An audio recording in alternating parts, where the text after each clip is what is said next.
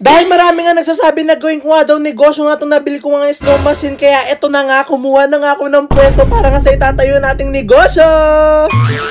Marami nga nag-comment nga sa video ko nung bumili nga ako ng snow machine na gawin ko nga daw tong negosyo kasi saktong-sakto daw to ngayong panahon dahil sobrang init. At dahil nga sa comment nga na yun talaga nagkaroon nga ako ng idea at sabi ko nga na oo nga no, bakit kaya hindi ko gawin tong negosyo kasi sobrang init ngayong panahon. Kaya naman agad-agad ko nga sinabi kay mama nga yung plano nga na yun na talaga nagpatulong ako sa kanya kung paano ko nga masisimulan nga itong pagtatayo ko ng negosyo na gamit ng snow machine. At sinabi nga sa akin ni mama na meron na daw akong pagpupwestuhan nga itong itatayo ko nga negosyo kaya naman agad-agad ko na nga kinuha nga tong snow machine ko para nga pumunta sa pwesto na yun. Wala pa talaga akong idea kung saan nga yung lugar na pagtatayuan nga ng negosyo ko nga na to na sinabi nga ni mama na meron na nga daw akong pwesto. Pinapapunta nga ako ni mama nga doon sa pinaka-restaurant namin kasi doon ko daw makikita yung pagtatayuan ko daw ng negosyo. At maya-maya nga rin nakarating na nga rin ako dito nga sa pinaka-restaurant namin kaya naman dali-dali na nga ako bumaba para nga ibaba nga yung pinaka-snow machine. Excited na nga ako na maitayo nga negosyo nga na to kasi first time lang ata dito sa lugar namin dito sa San Miguel na magkakaroon ng ganitong klaseng negosyo. Ako pa nga lang ata magbubukas nga ng snow machine drink nga dito nga sa amin kaya talagang excited nga ako. Ipinasok ko nga muna saglit nga dito nga sa loob ng restaurant nga namin itong ang pinaka snow machine kasi lalabas na nga ako para makita nyo na nga kung saan ako pupwesto. At talaga naman sobrang ako naloka kasi sobrang layo nga ng pwesto ko nga dito nga sa restaurant nila mama at mukhang mahihirapan nga ako. Sa sobrang layo nga ng pwesto ko nga mukhang matagal nga kaming hindi makikita ni mama kapag nabuksan na nga tong negosyo na to. At ito na nga, nakita nyo na nga itong aking pagpipwestuhan at pagtatayuan nga ng negosyo ko nitong snow machine drink. So dito tayo, magtatayo ng negosyo natin na snow drink. Gamit ito nabili nating snow machine. And dito sa pwesto na to, sa bakanting pwesto na to. So ibaba na natin, bigat. Matagal na nga namin pinagawa nga itong pwesto nga na to na nasa gilid nga ng restaurant namin pero wala nga kaming maisip na may ilalagay nga ditong negosyo. At talagang kahit isang business nga wala pang naitayo nga sa pwesto nga na to at talagang sobrang ganda nga kasi ako pa lang ikaw una-unahan nga dito magtatayo ng negosyo sa pwesto na to. Na kay Mang Ri nga yung susi nga ng pwesto na to kaya naman agad-agad ko nga kinuha kay Mang Ri para makita nyo nga yung pinakaloob nga nito. At talagang first time ko nga lang makita nga yung pinakaloob nito talagang sobra ako nagandahan kasi tignan nyo sobrang laki pala nito sa loob. Dapat nga kasi pumupunta nga ako dito sa restaurant namin talagang lagi ko nga tinatanong kay mama kung ano nga itatayo nilang negosyo nga dito sa pwesto na to. Pero wala pa daw kasi nga silang maisip na negosyo kaya talagang nakatenga nga lang tong pwesto na to at talagang perfect nga to sa akin. At dahil hindi pa nga to nabubuksan kahit kailan wala pa nga tong sariling sangkalan kaya naman gumawa nga si Mang Ri ng paraan para nga magkaroon ng sangkalan para mabuksan nga tong pinakabintana. So ito na ang itatayo natin bagong tindahan. So lilinisan na lang natin to para maayos muna natin. Para maglilinis na tayo. At dahil medyo matagal nga natenga nga tong pwesto na to talagang medyo makalat at talagang maraming gamit. Dito nga kasi tinatabi nga nila mama yung mga gamit nga nila na napagamitan nga dito sa restaurant kaya talagang medyo makalat nga. Ang ganda ng ating bagong pwesto. Ayan ang laki.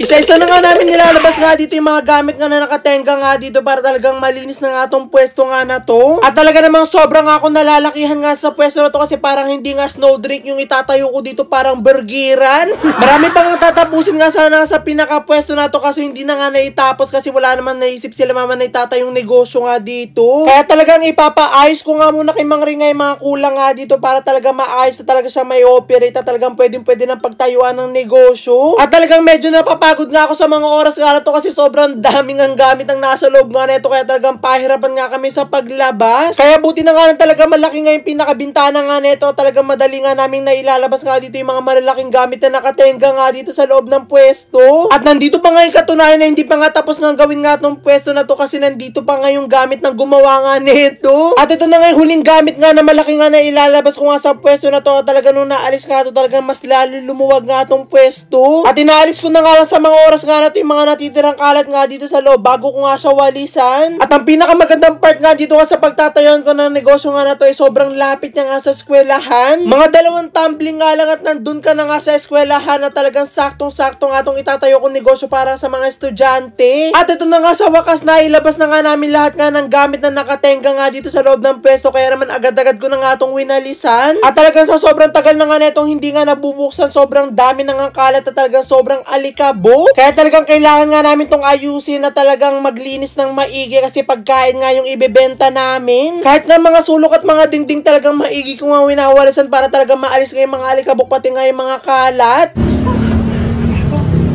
ayan, so i-quick tour po kayo dito sa ano natin, dito sa ating magiging bagong pwesto. Ayan, so meron tayo ditong mahaba na ganito. Tapos sa dulo niya, merong lababo. May lababo. Hindi, actually, itong pwesto nga na to, hindi pa ito nagagamit. Na kahit isang negosyo wala pang naitayo dito. Talagang ginawa lang to kasi may tatayo sana kami dito ng mga pang ano, mga fries, gano'n. Pero hindi siya natuloy, kaya ngayon, dito na natin ipipwesto yung snowmaker natin. Ayan. So meron tayo ditong lababo na hindi pa naayos. Kaya wala pang tubig yan. Papayos natin yan kay Mang Ray. Tapos ayan, meron tayo ditong ganito. Mahaba. Maliit lang to. May mga ipapayos din tayo. May mga ipapabago tayo dito sa pwesto natin. At lalagyan natin ng mga patungan dito. Para sa mga drinks natin na gusto natin gawing snow. Ayan. So inaayusin natin. So for now, ayusin muna natin siya. Lilinisan muna natin siya bago natin i-continue yung pag-aayos dito sa kanya. Ayan. So tara, maglinis na tayo. At talagang habang naglilinis nga ako, nai-imagine ko na nga kapag nga nabuksan na nga itong pinaka-negosyo ko nga dito. Marami pa nga akong mga ipapalagay at ipapaayos nga dito kay Mang Ray, pero talagang sobrang nagagandahan na nga ako sa pwesto at mukhang pwede na nga ito agad buksan pero hindi pa nga pwede. Nakatatlong walis na nga ako dito nga sa pinakalapag, talagang hindi ko talaga binibitawan hanggat meron ako nakikitang mga alikabok pati mga buhangin. Kaya talagang ginagawa ko nga ditong paglilinis, hindi nga lang doble, talagang triple kasi nga pagkain nga yung bubuksan ko nga negosyo kaya kailangan talaga malinis. At matapos nga matinding paglilinis, ito na nga sa wakas, nalinis ko na nga itong pinakapwesto at ito na nga yung pinakaitsura niya. At talaga naman sumobra nga yung ganda niya nung nalinisan nga itong pinakapwesto at talagang sobrang luwag. So ito na sa wakas, nalinis na nga natin itong bagong magiging pwesto nga ng ating ibebenta dito sa shop nga na to. So ito na siya. Ayan. O, diba? Nalinis na natin siya. So, ang gagawin na lang natin dito, aayusin na lang natin siya, papayos natin siya kay Mang Ray para mas lalong gumanda at talagang bumagay nga dito yung itatayo nating negosyo nga na snowmaker, di ba? Binili ko lang talaga siya for vlog pero hindi ko akalain na magiging pang negosyo siya. Yung galing, ang astig. Buti na lang talaga meron kami ditong pwesto na talagang hindi ginagamit. Kaya dito natin itatayo yung snow machine na binili natin. Ayan. Medyo nahirapan pa nga kami dito kung saan nga namin ipipwesto nga yung pinaka-snow machine. Kaya naman agad-agad ko nga kinuha para nga malaman nga namin. Kailangan nga kasi yung pwesto nga na snow machine na to talagang maayos na talagang hindi nga siya dapat masira. At nung nailagay ko na nga to dito, mukhang alam ko na nga kung saan ko nga ipipwesto nga itong pinaka-snow machine ko. Napagpasyahan nga namin na ipwesto nga yung snow machine dito nga sa pinaka-gitna nga nito para talagang kitang-kita ng mga customer. Para nga lang kami magbebenta nga dito ng mga ice cream pero hindi nila alam snow yung ibebenta namin dito. At tinry ko nga siyang ilagay nga doon sa sinabi ko nga pwesto at talagang saktong-sakto at talagang bagay na bagay nga siya doon. Ayan, so abangan nyo na lang kung ano yung mga gagawin na natin dito sa ating bagong pwesto. Ayan, i-update ko kayo sa mga ipapaayos ko dito at sa mga ipapagawa ko sa inyo. Ayan, nakita nyo na magiging pwesto natin. Yay! Excited na ako na mabuksan tong business na to. Talaga sure ako na maraming bibili dito dahil tag-init nga ngayon na talaga sakto-sakto rin to sa mga bat. Ayan, si Mang Ray ang katulong natin para nga sa pag-aayos nga nitong gagawin natin business. Sige na, bye-bye na!